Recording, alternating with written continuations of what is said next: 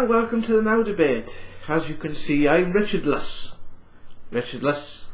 There's no Richard. He's here in spirit form, ethereally. Look. Okay. Right. Okay.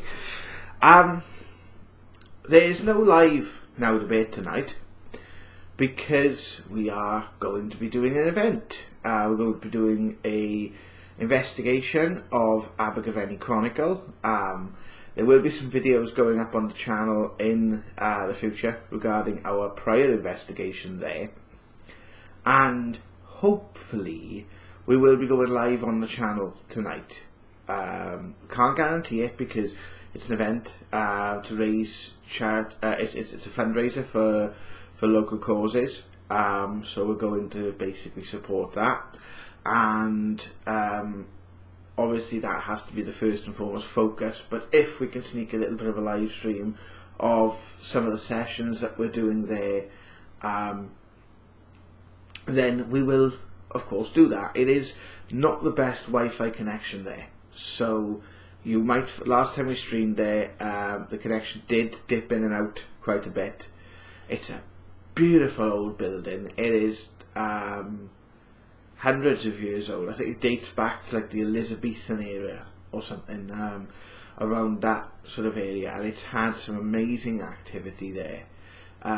We captured some fantastic spirit interaction the last time we were there, and we did a couple of live seances. So hopefully this is something that maybe we will bring forward through a bit of a live stream tonight.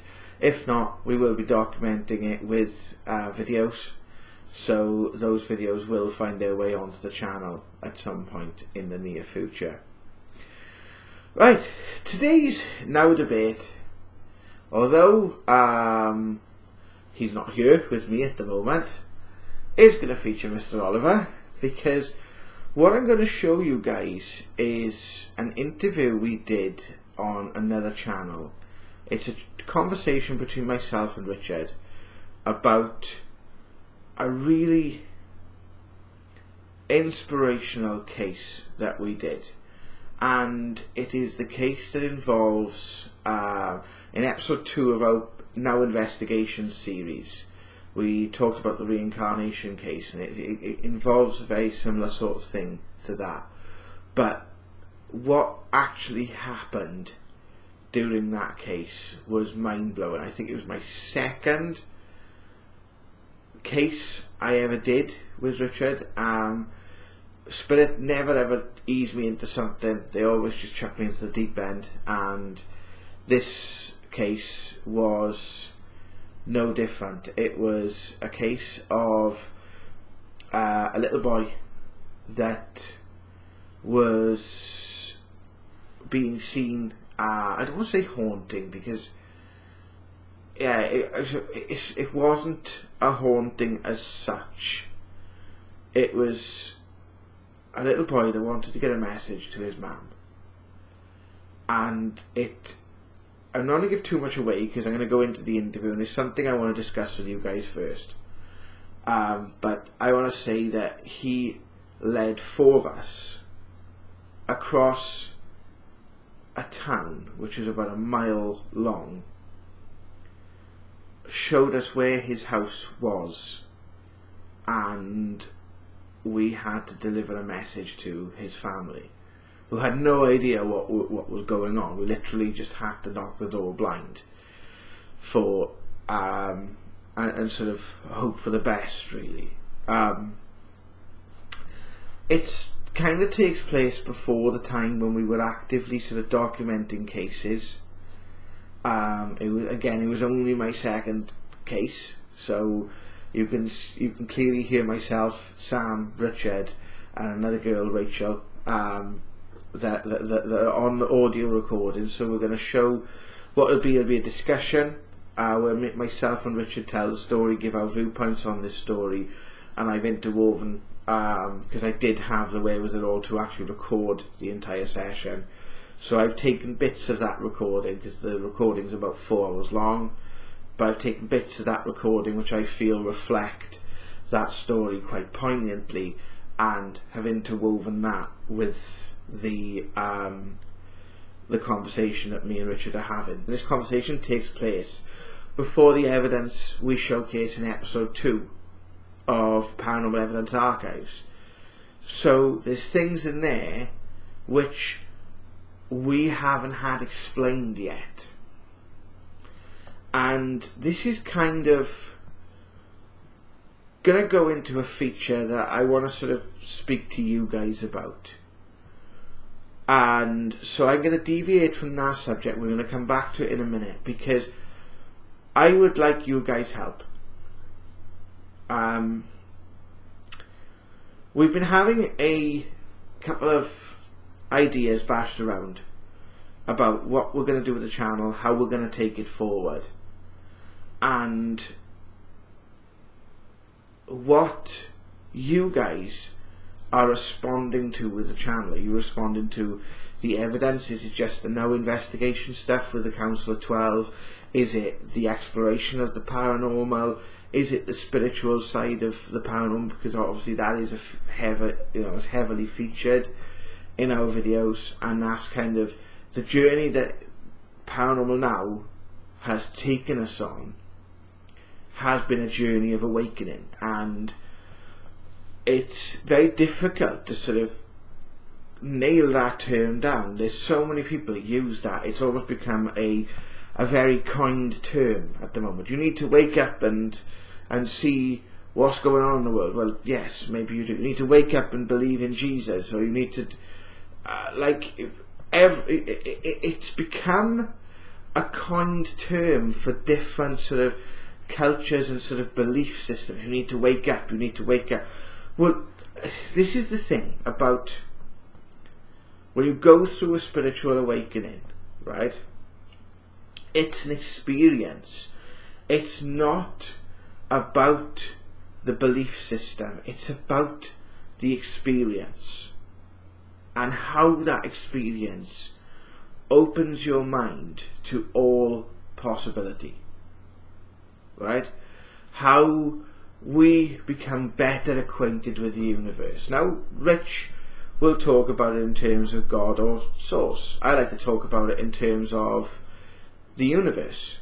I might use the term God or source at some point, but I'm not talking of the Bible or the biblical sort of sense. Neither's Rich, to be honest with you. But we both got different influences. This is why we do the Now debate, because we come at things from different directions, and we're kind of saying the same thing in different ways, and it's a way for us to sort of communicate with you guys. And now we've started doing sessions as part of it, and that's going to evolve. So the Now debate itself as a show in the last 3 weeks has started to evolve. The channel has evolved, and that's thanks to you guys. That's thanks to Strange But True Tales for publishing our story, and you guys coming over and talking to us and making this a community. And this is what I said to you when I put the thank you video out, that I wanted to make, and Richard feels the same, we want to make this a community. So I have a proposition for you guys, and I want you guys to let me know in the comments what you think, because it's something I'd like to get right first time, to be honest with you. The first thing is, the Now Investigations videos, they are not going to change. There are literally hundreds of videos that we can make with the evidence that we've collected over the last 5 years. And I love doing it, and we put a video up last night, and like 300 and odd people have watched it. That blows my mind. It does, honestly. I love telling stories. I love putting these things across. I love communicating with spirit or these beings or whatever we're communicating with, and finding the story in it, and making you guys think, and being creative with it. And like, if anyone wants to tell the story of the Council of 12, that story that went out on Strange But True, if anyone else wants to do cover that maybe on their own channel, or whichever way they want to. What I found amazing with that Strange But True video was the creativity that went in it. It's how they saw that story, because that's what's important to me personally, right? Like, and I care deeply about what's happening in the world, what's going on in the world, the hidden side of it, the hidden knowledge, the hidden truth, the fact that life is nothing like what we thought it was. I find that captivating, so that is going to stay. We have also been getting some requests to do sessions. Now, we will be doing No Investigations Live 11 at some point, when we can actually get things stabilised, because there's a lot of things up in the air at the moment. We're trying to get the website sorted. We've got different articles going out around the UK. There's loads of different things coming out over the next couple of months, which we want to get kind of settled with. And with everything that they've been telling us about May, we're not entirely sure when to do the next session, because it's almost like, I suppose that will be a kind of a validation in a sense, because it's never quite what you think. When you get these things, you think, oh my God, it's going to be a catastrophic event. It could be, but it could be something energetic. It could be that more people find this channel and get to hear that message. It could be a number of things. Now, this is why I've chose to go back, because there are other videos about the EM field that we released last night.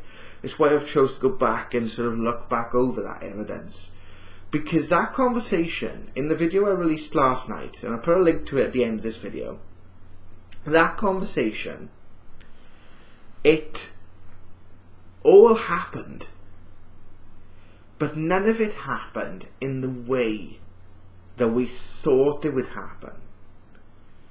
And what it was the way we were approaching that subject, and the way it ultimately manifested, were two different things. The way that we were looking at it at that particular point in time, and the way it sort of turned out, you couldn't argue with what was said, really, right? To how the sort of predictions that it made, but you couldn't like take it in the way that we thought it was when we were doing that conversation. And for a good time previously, a good friend of mine has a quote about spirit, and I think the same is true for these beings, is they exist outside of the space-time that we have here on Earth, right? They exist out of that time stream. And this is the way my brother Jonathan, because that's another story, is these ongoing threads of stories, right? And they'll all tie into each other, or at least that's the way it feels, because you can start to see how they're coming together, right?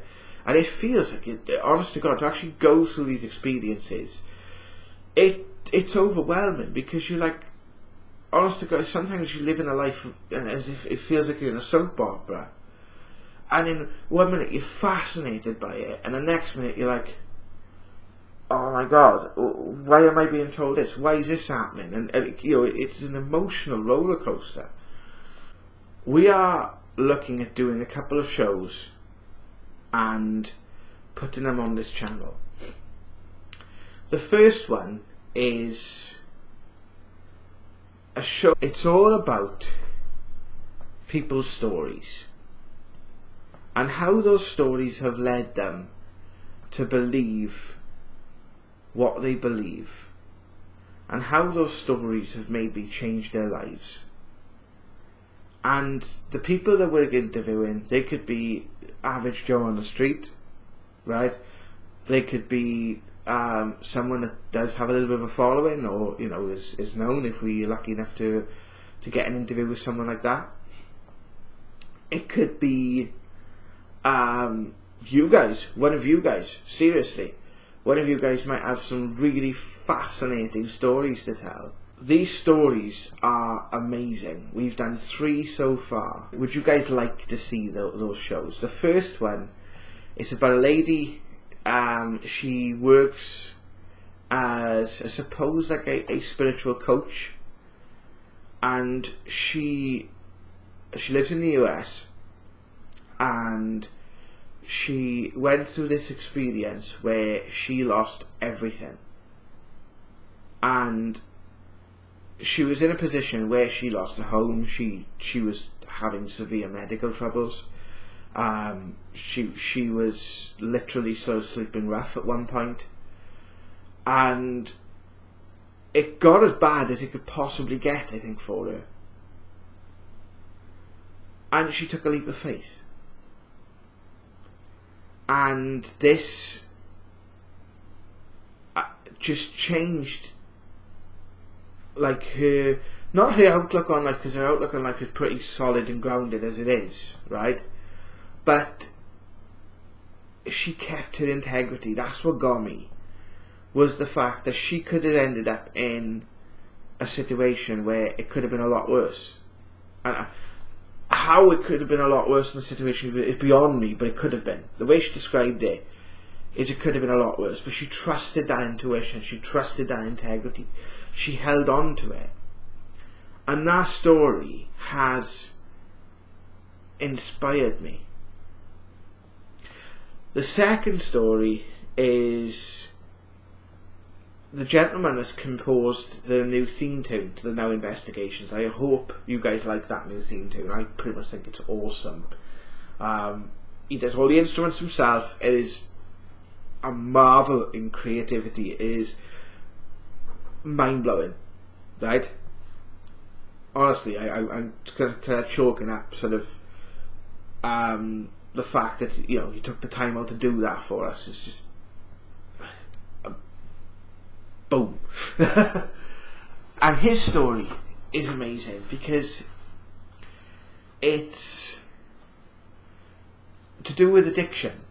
I'm not going to go into what the addiction is, but it's an addiction that almost ruined his life, or ended his life, really.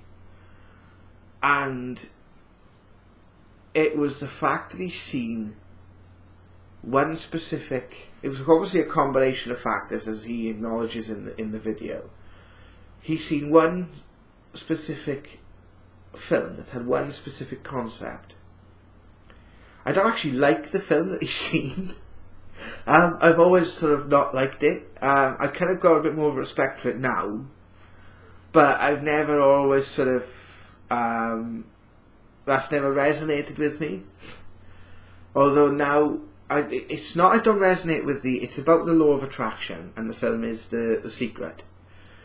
Now I can almost hear some people going, "Oh God," but listen to how he tells this story, because he's now changed his life, and he's like 3 years since that's happened, and he's a different person. It's mind-boggling, it's mind-blowing. And the third one was that's the third interview that we want to put up, and we'll probably put the first, if we get a good response from you guys, you would like to see this, right? We're going to put it up like week to week, right? We're going to start again from scratch, right? We're going to start so that means that we're kind of a month ahead, so that we can get interviews done and make sure the content is ready. That interview, the third interview, you can see in that interview, I believe that I got to a point where I still struggle at times, but I can get my point across on camera. And in this interview, I literally turn into a gibbering wreck, because I was absolutely in awe of what this lady was telling me, and it was to do with her battle with cancer, and how she took that as a learning experience, and how she viewed that illness as something that was a crisis but also an opportunity. And again, how you get to a point where you view it like that is beyond me. It absolutely blew my mind. You want to hear this woman's story, right? The second thing I'd like to do is I'd like to do some live sessions with you guys. They won't be as intensive as the Now Investigations lives. They would be probably about 10-15 minutes of like responses. Maybe a little mediumship on a Monday. We're going to call it Monday Messages, which is what we have done it before. We're going to try and keep that up now, so we're doing it more a live segment. So there's going to be a bit of mediumship in there. There'll be a little bit of responses, and then we're going to try different apps, and it'll be a kind of a way for us to interact, for us to bring spirit through, to bring through whatever wants to communicate with us. Maybe you guys to ask some questions. That would be good. And when we do the Now Investigations live, we always try and pick a theme, and we always kind of do it quite intensively. So there's, we're kind of focused completely on what we're doing in the room. And when we do the next one, we want to do some other experiments. We don't want to just take it to be the ghost boxes. There's lots of other little experiments and different things that we can try. And when we do, that's another reason why we're holding off on Now Investigations 11, is when we do it, we want to make sure we do something different, because we've done 10 of these sessions now with the ghost boxes, and we want to try something different and make it fresh and new, because throughout those 10 sessions that we've done, we've got hours of stuff to go through already, so we don't want to be accumulating too much more, like a couple of hours worth of footage, where we don't want to be accumulating it too much, where we just haven't got the capacity to go back through it. So the plan is, I would say, to do small sessions each week, because then they're not so hard to sort of go through. I can take about an hour out, a couple of hours out, and then do those responses, and the next week then we'll show the responses from the last week, and we'll keep doing it that way. And then you guys can help us. Maybe we'll bring through some of your loved ones in spirit, or answer some of your questions. It'll be a good, just a way of us. It'll probably be myself that's doing it. You know, I know the other guys. I hope the other guys will take part in it. Richard and Martin, and maybe Sam or Dale or someone else on the team will eventually sort of start to take part in it, because I've got the equipment and got it sort of, you know, everything is based here. This is why I would be doing that session. The final thing I'd like to do, now this will probably be a couple of weeks before this kicks off, but I'd like to get you guys input on this as well. I'd like to do development work on this channel. Now, there's a piece of software by ghosthunterapps.com called Ethereal, and I have tried this before on the channel. I kind of done it out of nowhere though, so it was part of a different project that we were trying last year, which is now kind of streamlined, I guess. So it has come to it has something that I have noticed is on the channel. Link to it at the end of this video. You guys can take a look. The audio on it is not the best. It was basically a trial to see if it could be done. And what it is it's a ghost box, but it uses sort of like I think it probably uses recorded sound banks or radio, or a mixture of both. I think it uses a mixture of both. I am not entirely sure, right? But the idea is it also uses ambient noise, like sort of angelic, sort of nice melodic sort of noise. And what I'd like to do is to do a meditation session with that device running, and you guys then can follow it. We'll do it live, so you can follow it on the chat, and you can let us know what you experienced. We can interact and we can talk about what you experienced, and then give you a little bit of an in-depth into sort of like some of the things that could be like meeting your spirit guide, connecting with your loved ones in spirit, exploring things like past lives, knowing how to protect yourself in your house, giving you sort of practical advice. It's no substitute for a group, because it is better when you work with a group. But if you are interested in sort of developing yourself, then this is what we're looking to do. We will be doing private group sessions as well, which we will be doing online through the website. I've kind of stopped them for the time being, but it is something that I'm going to be bringing back if there is interest for it.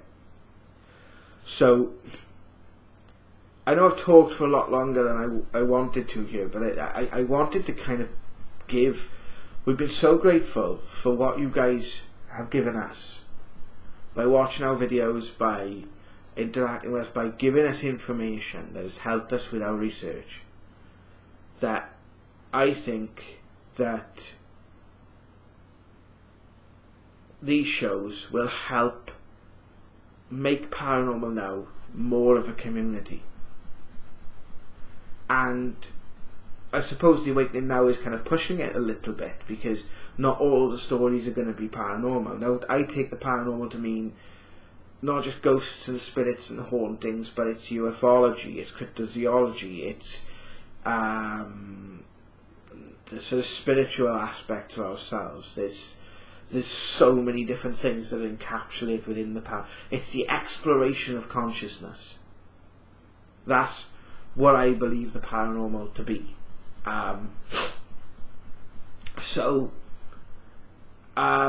What do you guys think? Let me know in the comment section below. So, without further ado, here is the conversation that we did back in 2015 about how we took a spirit home to give a message to his mum. Thank you for watching. Received an email of a young woman in Trebannog asking us to come and take a look at her property, because she'd had a few, well, say scary experiences. They were scary. I mean, one for example was when she got trapped in the bathroom by something, and she got shoved down the stairs. But the main thing was her little girl was talking to people, and one little spirit in particular. So yeah, we went up, had a look, met the family, done what we normally do on investigations, went around the property, done some baseline tests, some EVPs. So what's a baseline test? Well, basically use like the K2 meter, see if there's any electrical anomalies in the property. Do some sound recording, some EVP playback, see if we get any responses to spirit through that. A couple of other devices we use, we do the same, the same sort of thing, just to see if we get any responses. And I gotta be honest, we didn't get much. I picked up on spirit activity, but the first thing that ever happened to us on the case, which was talked about in the recent story, and I don't suppose many people will actually believe it, but was me and my other colleague were sitting on the settee having a cup of tea, talking about what's been going on and asking them some of the stories that they'd witnessed. And the settee lifted about 3-4 inches in the air and shoved forward about a foot, and which was quite extreme, as you can imagine, to me, because I was having a cup of tea, like. So, I did lose half my tea. So, but yeah, that was sort of like warranted us to go, okay, there's something going on. So we went back there. I took another medium with myself and went back there and notified yourself, Ja, and other members of the team that this was going on. And then it sort of like snowballed from there. as you know from what you experienced yourself. Well, we had, everyone that was there had experience with lights, with different things happening with lights going out. Yeah. I don't think it was the actual incident where our landing light actually shot out of its socket and then rolled on the floor. Although I'm not entirely sure because they were. But I know that we were having experiences with lights and stuff going on and off in the house for definite.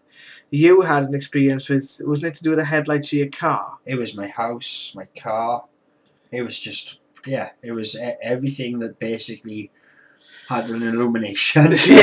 Was affected through this case, which is quite, was kind of amazing. Like all of us had it, every single one of us. Yeah, well, we're gonna do, because we didn't do it last time. See, we sort of just see if we got any evidence, and then left in me. Yeah. And of course, obviously, we said something happened straight away, didn't we, with the toilet door, so... Yeah. And all this as well, so we're going to do an house clearing. Okay. Right? So we're going to call the spirit in. Yeah. And then sort of like, I think something needs to be said, personally. That's why it's happening. Just to break this down then, when you went up there with the other medium, what happened then before you, before all the rest of us come online? We had some, we had like the sounds of like people upstairs.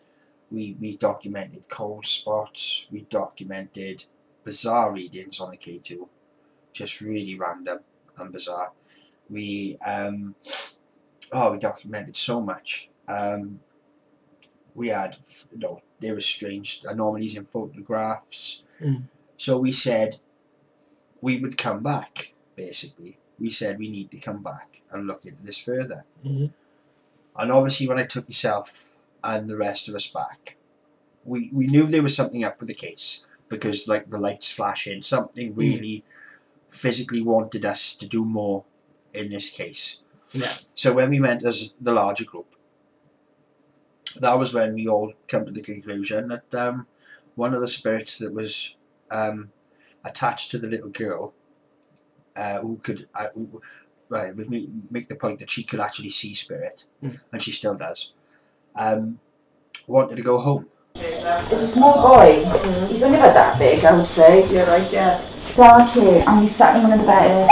I saw it. He was in the house yesterday. Was he? I don't know what he looked like. He is quite... It feels like he's a morph. He is what Dan was picking up.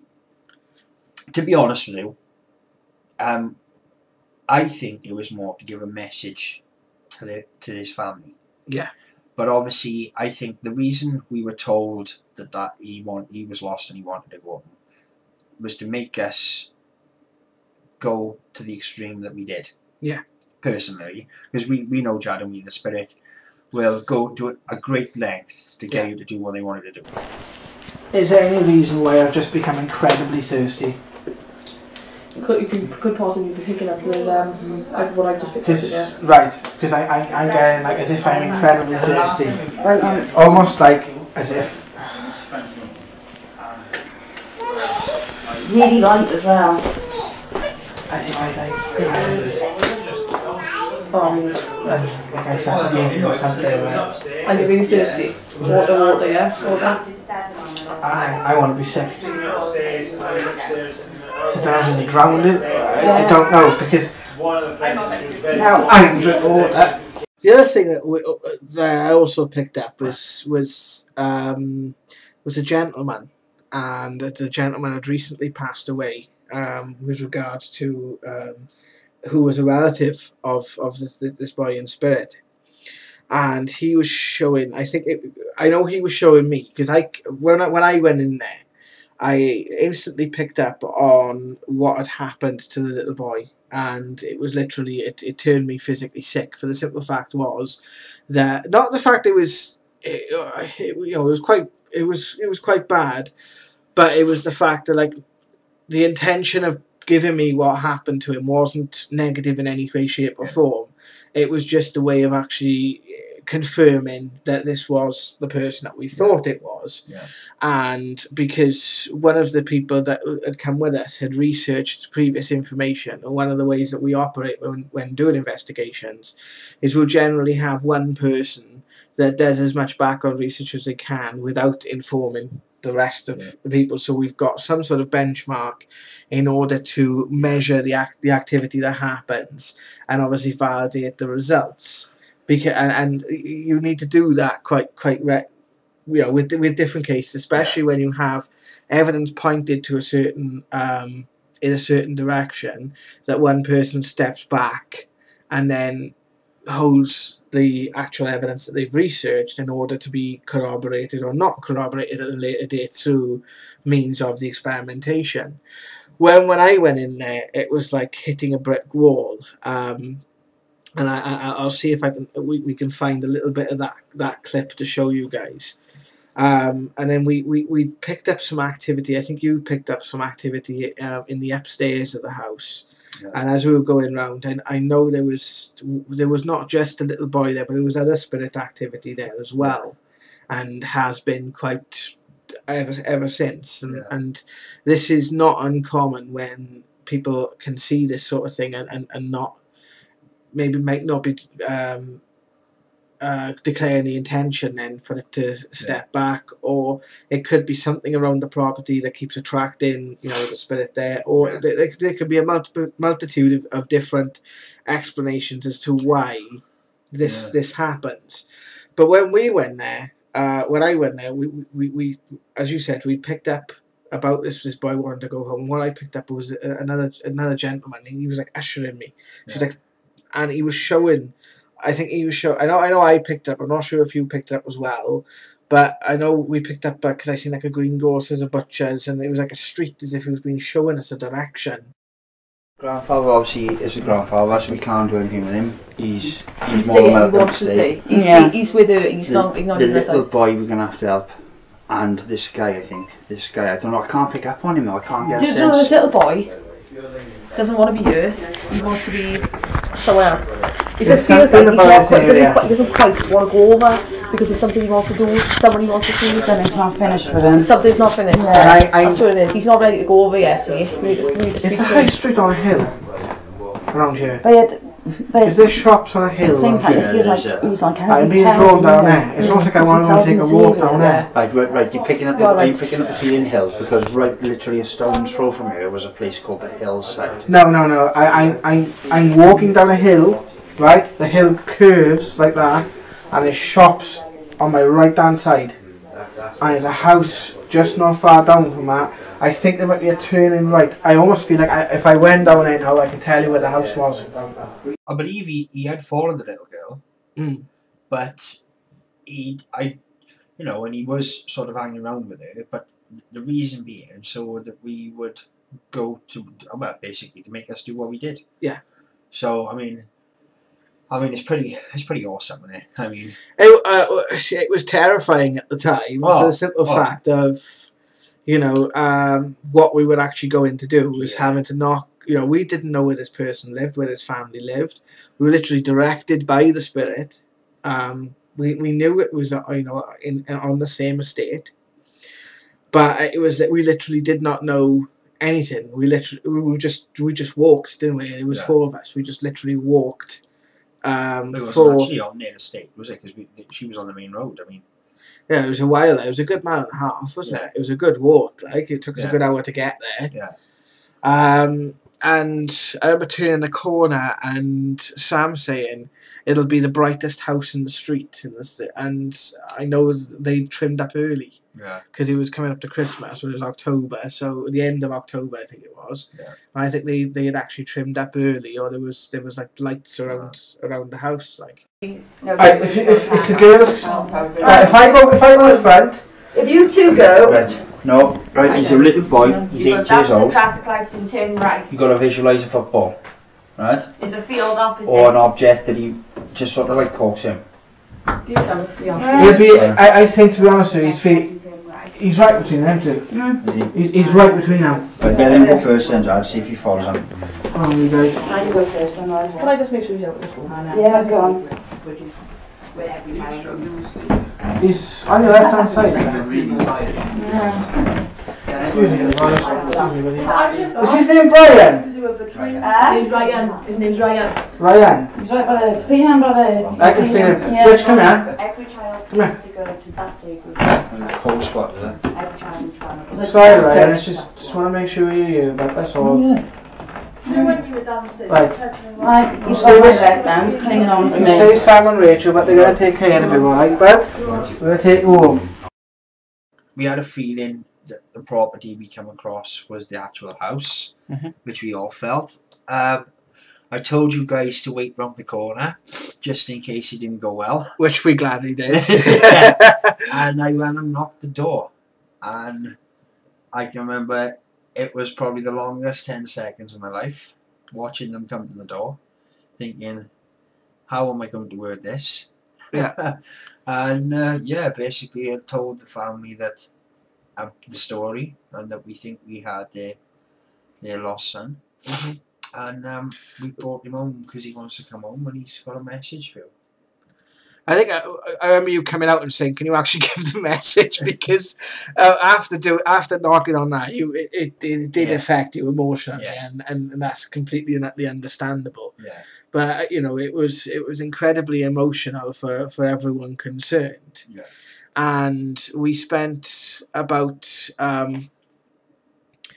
half an hour in the house. We actually had to go back there, didn't we? Because I left my rucksack there. Yeah. That's it. But it was literally that was one of the reasons why this house was being haunted, was this little boy just simply wanted to get the message back to his mother. Yeah. And because the little girl sees, you know, she got an amazing connection with spirit, and I think one day she'll be quite surprising at what she can do. I think, because I mean, to the point where it's still going on today. I mean, one of the parts of this case that I investigated was that they were out shopping, and the mum had rung, looking for him, and somebody had answered their phone, and had said they're out. A little girl's voice had said they're out. Sorry, they're not at home. They're out, and hung up. And they phoned me in a state. They checked with the landlord. They checked with the neighbours that no one was in there. The landlord said no, and he's a genuine guy, right? Because obviously I spoke to the landlord, and so I rang BT, and there was a call that lasted 9-10 seconds, and a little girl had answered and said, "Sorry, they're not home." can you get like a recording of that? I don't know if they'll still have it because it was down to BTC for the switchboard, but it did actually happen. It did. I listened to the call. I asked them if I could. I explained the situation, and they let me listen to the call. And a little girl said, "Sorry, they're not home." Man, hang up the phone. The experience of it. I mean, taking the little boy home, and all the evidence. It was extreme. Yeah. There's no getting up there. The case was extreme. I've never actually experienced, and it's taken 2 years now for us to actually bring this evidence, and I think that's one of the things we're going to do with this podcast, because we've got a lot of evidence that we've collected over the last 3 years that we've been working together. And this is just the stuff that I've done with you, and I know you do a lot more yourself with different people. And we can just sort of bring through a collection of that evidence. We can see, we'll hopefully. I tell you what I find quite surprising is how many people aren't helping people like we do. Now, this is another preconception I want to bring up about this specific case, because it's something that we've been asked about before. What happens, because we did do a crossing over, we took the little boy home. Why is this person still having activity? Well, no, in Amanda's case. Yes. Because the little girl sees spirit. So why is that a factor then? Well, I mean, well, obviously, like with ourselves, spirit are attracted to us, because we obviously must just appear to them to be a little bit different, and they must somehow be able to connect with us and understand that they can communicate with us, which is what's happening with Amanda's case, because her little girl can connect to spirit. She has a connection with spirit, so spirit are constantly going to be there. They can just, this is something we can't take away as mediums. We can't take anybody's ability away. It's a free will choice. And we've all got it. But We've actually all got that ability. Yeah. It's just it's like a skill set. There was an amazing, magical, and well, from my point of view, and I know from you as and the rest of the people in the group, just to be part of this was a privilege. Yeah, definitely. It's just an amazing, beautiful story, like, and yeah, take that. It was from a gift, like Yeah. it was just something. It was It was one a of those lesson. things that just Yeah. blow your mind, and Yeah. it was just love. It was a demonstration of love. Yeah. Because it was it was a young lad, and who wanted to give something to his mum. Yeah, And I think yeah, it was a lesson for us in our dedication to the cause as well. I think and I think just dedicating to having love in your heart, and Right. to be in, just of how amazing these experiences can be. Yeah. And it was a bit of a kind of best foot forward, because it's not all doom and gloom. Yeah. There are some incredible experiences that can happen. Thank you for watching the Now Debate, guys. I hope you enjoyed that little session. It was mind-blowing. It was quite amazing to be part of, and I hope that give you some inspiration, some hope that the impossible is possible, because that is probably one of the most impossible cases that I've ever had the privilege to be part of. Thank you for watching. We'll see you soon with another video. Take care.